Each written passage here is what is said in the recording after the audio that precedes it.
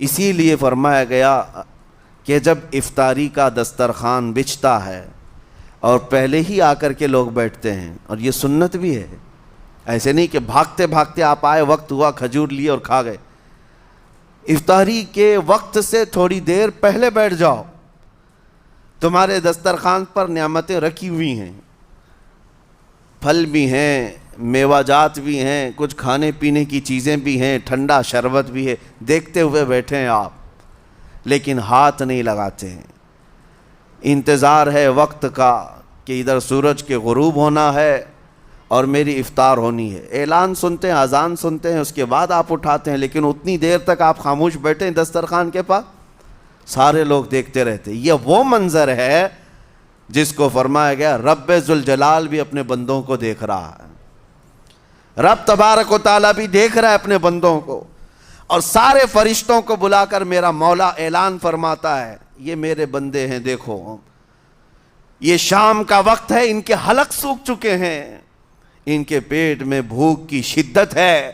اور ان کے سامنے اچھی نعمتیں پڑی ہوئی ہیں، اے فرشتوں دیکھو میرے ان بندوں میں سے کوئی بھی ان نعمتوں کو ہاتھ نہیں لگاتا، یہ صرف اور صرف میرے لیے بھوکے اور پیاسے ہیں۔ اور فرشتوں سے اللہ فرماتا ہے تم گواہ ہو جاؤ، ان کی حلق تر ہونے سے پہلے ان کے لیے میں نے جنت لکھ دیا۔ اسی لیے حدیث پاک میں ہے جب افطار کرتے میرے آقا صلی اللہ علیہ وسلم یوں ارشاد فرماتے ذهب الظمأ وابتلت العروق وثبت الاجر انشاءاللہ، پیاس بجھ گئی، رگیں ٹھنڈی ہو گئی اور اجر اللہ کے ہاں پکا ہو گیا۔ یہ حضور پاک ہر افطار میں عرض کرتے تھے۔ میں آپ کو یہ عرض کر رہا ہوں کہ یہ چھپی ہوئی چیز، اسی کا نام تقویٰ ہے، آپ صرف اور صرف بچے ہیں اللہ کے خوف سے۔ اب سنو حدیث پاک، قیامت کے دن حساب و کتاب ہوگا اور جنت میں جانے کا پروانہ کچھ لوگوں کو مل جائے گا اور سب جنت کی طرف جا رہے ہوں گے۔ اس میں بہت سارے لوگ ہیں جو پل صراط پر چل کر کے جنت پہنچیں گے۔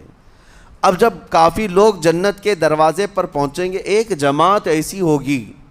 جو پورے راستے میں کہیں نظر نہیں آئی،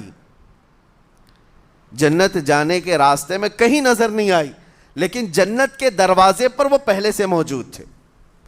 چلے تھے نہیں چلے تھے کسی نے دیکھا ہی نہیں۔